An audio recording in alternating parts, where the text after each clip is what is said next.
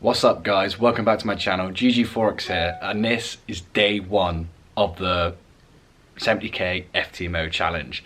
Now just to give you guys like an idea of what to expect during these videos, it's going to be like point and shoot, so I'm going to be pointing my camera at the screen rather than doing like a screen recording, purely because I don't really want to miss the trade, and it just takes a lot of time, a lot of faff, and a lot of syncing just to get that one particular shot. And all I want to be focusing on is getting that trade, making sure it's right, making sure it's good, making sure it meets all my confirmations, rather than am I actually recording the screen properly and is everything in sync. So yeah, I'm going to be pointing and shooting at the screen, and that should give you guys a good enough idea of what I'm doing, and then I'll explain to you how I'm thinking.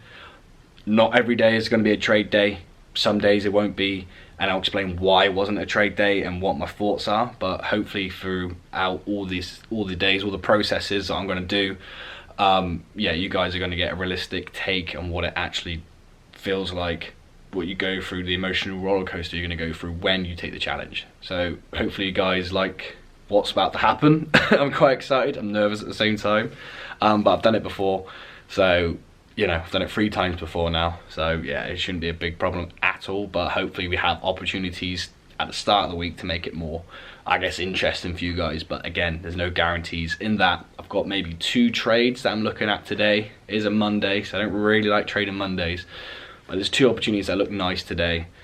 We just need to play it by ear, see what happens, and I'll keep you guys updated. So see what happens. London is in 15 minutes time for London Open, and then the action may start to kick off. Okay, just so you guys know what's going on, I'm looking at GC at the moment. I'm just waiting for proof. It's taking out the lows, taking out the Friday lows.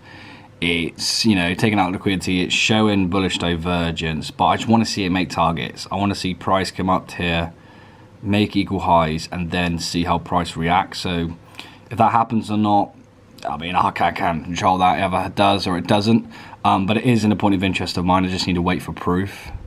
EJ, I am waiting for price to move up to this green box here. I mean, it is slowly doing what I want it to do. It is showing like price is coming to a buying climax. I want to see like 3 main impulses into this area, and then I want it to break down, make targets, and then potentially look for an entry. But again, whether that happens today or not, I don't know. And same on NZDCAD. It has hit a 1 hour point of interest. So it is in this 1 hour point of interest. It has liquidated the highs. It is in the higher time frame point of interest. There are higher time frame targets, but again, on the lower time frames, to go back to the 15-minute, I want to see it make targets on these time frames too. Like I would love to see price come down. Like if I was to draw, there's a brush on this thing. If I was to see price come down and then do that, that's where I would want to get in. That's basically what I want to see. But whether that happens today or not, I don't know. These are the only trades I'm looking at. So if it happens, it happens. If it doesn't, it doesn't. Tomorrow's another day. Okay guys, so it's looking like I'm gonna have to wait till New York Open to actually see what I want to see. I mean, a few pairs are doing what I want them to do in certain areas, like I said before, but nothing volume wise is there yet. I mean, NZDCAD is doing what I want it to do, but it just needs to show me extra proof, like give me more targets on the lower time frames, as I said before, for that to want me to get in the trade. I'm probably not going to see it till New York Open, so at the moment it's like 10-ish now, 10:30 GMT, so 1:30 GMT this afternoon when New York Open starts. We might have enough volume in the market to see price do what I want it to do, but then again, it is a Monday, so not that bothered about trading. But again, it's just about being patient, guys, and waiting for the right setups and waiting to see price do what you want it to do, not chase the market, because that way you're just going to lose. Hey guys, it is day 2. Yesterday I didn't really see much. I've seen one opportunity. Sorry if you can hear like a fan going on in the background. It's the heating, because I don't know if you can't really see my breath. It's very cold. Yeah, so day 2. I mean, yesterday I missed an opportunity buying a pip. Okay, I missed it, but I'm just going to show you it now. Okay, so this was NZDCAD. as you can see, I was waiting for a distribution to happen in this area, got that. Waiting for divergence, got that. Waiting for targets, got that. Kind of did this a little bit, I still held it. But then price never came back up to my area. I was going off the 15-minute time frame. And as you can see, price just never quite made it. It would have been a really good 1 to 5, which is, you know, half of the target I needed to get to pass the challenge within that one trade. So close, but no cigar on that one.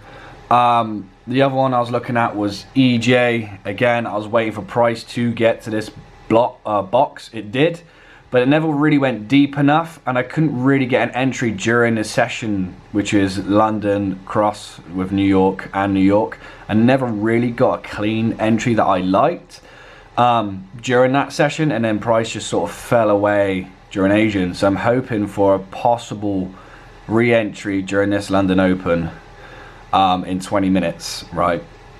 Because these sessions are going to be slightly behind because we're now in daylight saving and all that stuff, because the clocks have gone back in the UK, right? So I'm hoping for price to come back to this area, because if you have a look on the 2 hour, I believe, or it could be the 3 hour.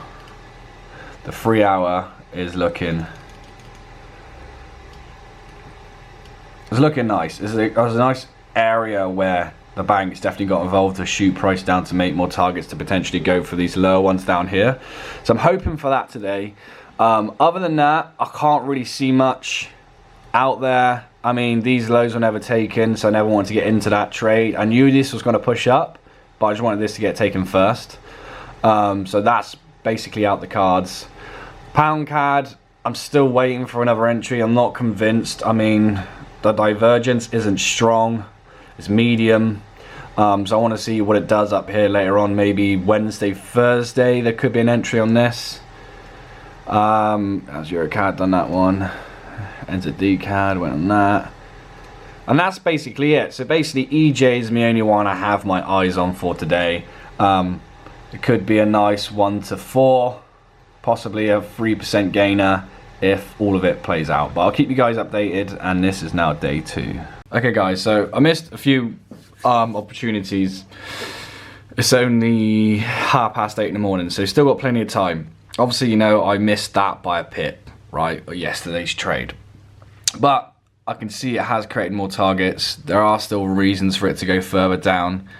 And this is the last area of impulse where the banks got involved, right? So I'm thinking if these targets hold, I will get in for this trade on this 4 hour time frame with this huge push up, push down, imbalance, targets down here, imbalanced. These areas need to be filled up. Obviously, I'm just going to go for a 1 to 3. I want to get in and out. I'm happy. Follow my TMS system, which, you know, gives me 2.25% if both TPs are hit and none of it goes back to break even. Because as you guys know, I've done that test and it has been saved my butt plenty of times. So that's good. EJ at the moment, just to keep you guys up to date, EJ is still valid for me. It still hasn't taken its targets, but if it does take the targets away, I'm entering off the 30-minute. If it takes the targets away, as in if it takes these away and then comes down, if it makes more, then maybe. But if it breaks these, then this trade's invalid, it's gone, the opportunity's missed. The actual optimal trade was up here while I was waiting for confirmations, but the move happened during Asian, which is a risk when you're trading, obviously, like an Asian pair. I know it's Euro, but it's Euro-Yen. So that has to be bear in mind. So whatever your trading plan is, you just have to accept these particular things. But other than that, it's EJ, maybe. Euro Swiss, AUD Swiss, maybe. If I go on the 4, I think it's a 3 hour, 2 hour, I can't remember which one. I think it's a 2 hour time frame. Yeah, so 2 hour time frame, AUD Chef. It's made targets, it's just distributed. This is a nice pattern, but again, if these targets get taken, I'm not bothered about it, because I'm only planning on taking the trade down to these targets here, maybe.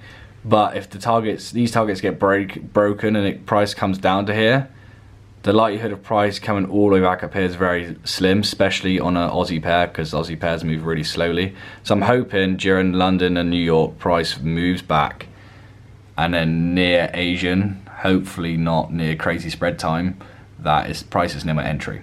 But again, if these targets get taken, I'm no longer interested. Right, so this is EG, Euro Yen, right? And it's taking these targets and it's taking these targets. So now, you know, this trade is now invalid, and I'm just gonna delete it off my pendants and then move on to the next. Okay guys, so I've gone in on a trade on NZDCAD. I was looking at this area up here, this nice 10-minute with took liquidity. I wasn't sure about it, so I wanted to wait for proof. It created a trend line, broke the trend line, and now it's pushing down, so I jumped in. Ideally, I would want price to retrace to this area, which it did, but I missed that. So again, I'm just going back in on this retracement back up here on this 15-minute. So what I've done is I have put in TP1, which is going to take half my position off at 26.5 pips, and my final TP will be at the bottom. If this does all come together, so roughly looking at 2% gain on this trade if it wins. I hope it does, but I'll keep you guys updated, and anything can happen. So we've got 52 pips to final TP, which I believe is possibly achievable by today, maybe tomorrow. Okay, so update on NZDCAD, it is 20 to 11 in the morning. TP1 has been hit and it's moved to break even, so it's looking good. So as you can see, TP1 hit, my stop loss was up here, now it's back to break even automatically. I was packing my bag while this was happening, it's quite good. So if I have a look on my history, it should tell you. So history, yeah, there we go. So history, that trade took a profit of £263, that's half off, half is left on. Now there's no risk in the trade. We've made some money in this, so it's going well so far. Right, valuable lesson I've just learned. What I did was I took what I thought was a percentage off, but what I should have typed in on the modifications was what I wanted remaining. So I took off more than what I wanted than I should have for half. So I didn't take half my position off, I took like 3/4 of my position off rather than half, because I didn't type in what I wanted left in the trade. I typed in what I wanted to take off, if that makes sense. So I kind of messed it up at the start. So I definitely learned from this. I'm still running the position. I've got 220 left on the trade. I've only got 1.6 lots remaining in this trade. I've moved to break even, but I'm up just under 1% of my account at the moment. So it's not too bad. But that is a big lesson, what I've just learned there. So hopefully on the following trades I don't make that same mistake again, because it probably cost me about maybe 1%. Because if this trade hits both TPs, then I'm looking at 1.6% growth, which isn't bad, but when you could do better by making a simple mistake like that, then it's kind of annoying. But again, I'm still happy I'm up 1% already of the challenge, so only 9 to go. But yeah, it's just frustrating. Right guys, so update on NZDCAD, finally hit TP, price came back up. If I zoom out, you can actually see how they drew in the retail traders on this trend line. See this trend line I got drawn out here, and then I think it's the 1 hour shows you perfectly. See how it's bounced off, bounced off, bounced off, bounced off, and then started pushing up, drawing in more people thinking it's coming back, and then just slammed through, taking out these areas of liquidity. But here's the most frustrating thing ever though, is when I got 1 to 2.8, which is fine. But originally when I had this marked out in the morning, it was on that half-hour candle up here. So let me just zoom out. Is on that 30 minute candle. Just zoom in slightly. On this 30-minute candle, you can see it played it beautifully, but I didn't want to do it again because that's during Asian. I wanted to wait till the London Open, and then if I did that by itself, it would have been an 8.7% trade after where original TP was, right? But then I saw the 15-minute, it was reacting off, but I never pulled the trigger. I hesitated a little bit because I wasn't quite sure, because there was a 3-minute candle in that area which I marked out with that blue box. So again, I hesitated, didn't do it, and that would have been a nice basically 1 to 6. But eventually, when all the signs were there, I just pulled the trigger and market executed the trade for just under 1 to 3. So I'm not mad at it. Yeah. It's a challenge, so you can't really be mad at yourself for it, but when you know you can do better, it's kind of frustrating. So I was meant to do what I wanted to remain. So on the partial section, you're meant to type in what you want to be remaining left, and what I did was minus what I wanted to take off. So I got it wrong. So next time, when I know that, so let's say I've got 6 lots on, I'm actually going to take off 3 if I want to take half off, because that's what I want, 3 lots remaining on that trade, and then I sell off the rest, if that makes sense.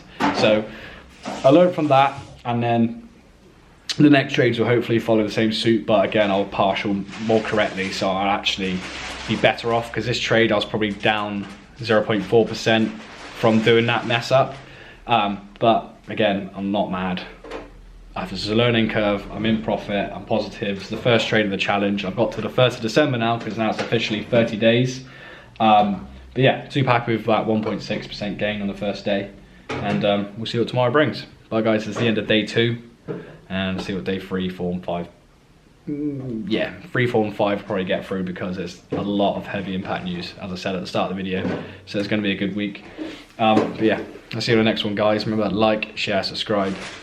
And if you haven't already, join the GGFOREX group down below, because they get first updates compared to YouTube. See you there.